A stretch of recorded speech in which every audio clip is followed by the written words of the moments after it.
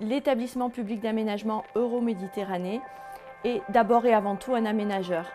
Dans le cadre de cette mission, nous avons la possibilité de construire des bâtiments prévus dans le programme d'équipement public. Et c'est ce que nous avons fait avec le groupe scolaire UFI.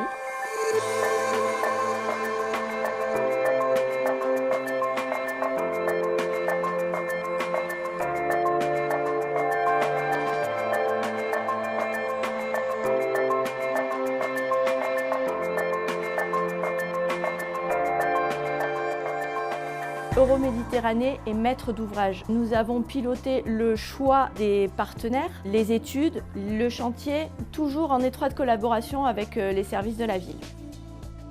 Une école, ça a aussi une valeur symbolique très forte. C'est finalement la première interface entre un enfant et la République. C'est pour cette raison qu'on a imaginé un bâtiment qui ait des valeurs de solidité, de durabilité. Un bâtiment avec des murs très massifs, très minéral. On a travaillé sur des cadrages, des grandes baies sur l'extérieur avec des embrasures inclinées.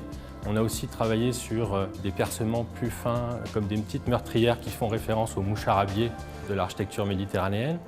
Donc ça, c'est vraiment la perception, on va dire, extérieure du bâtiment. Et ensuite, ce qu'on a voulu aussi ajouter à cette perception extérieure, c'est vraiment tout ce travail à hauteur d'enfant et des matériaux beaucoup plus chaleureux. On a vraiment travaillé des couleurs méditerranéennes, sachant qu'on a aussi dans ce projet beaucoup de bois qui est du mélèze, bois des Alpes, donc c'est un bois local qui permet aussi de jouer avec le béton, d'apporter un contraste et une chaleur au projet côté intérieur. Pour moi, la plus belle des libertés du projet, c'est les cadrages que nous avons réussi à faire au R+3, les cadrages vers le ciel à travers les sheds, et puis cette cour au R+2 avec les enfants qui vont pouvoir voir l'horizon, voir aussi les deux tours qui s'élancent dans le ciel. Et voilà, moi, ça me fait juste rêver. Alors, il y a eu deux particularités de cette opération, les deux tournaient autour du béton. La première particularité, ça a été de tenir deux objectifs importants, qui étaient d'abord le béton bas carbone et un béton que l'architecte souhaitait clair. Pour réussir ces deux objectifs, on a mis en place sur cette opération une de nos centrales à béton pour maîtriser totalement la production du béton, de sa qualité à sa couleur. Le deuxième enjeu était de réaliser un béton brut fini, sans peinture et sans revêtement extérieur. Cela a demandé un travail de préparation important amont et un soin des équipes en qualité.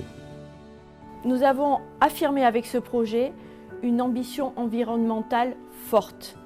L'école est labellisée bâtiment durable méditerranéen niveau argent. C'est la première école de ce niveau-là sur Marseille. De plus, l'école a été éco-conçue pour un meilleur confort d'usage, notamment d'été. Nous sommes reliés à la boucle Thassalia, c'est de la thalassothermie marine, ce qui permet de rafraîchir l'école pendant l'été. Tout cela participe à notre ambition de construire une ville durable.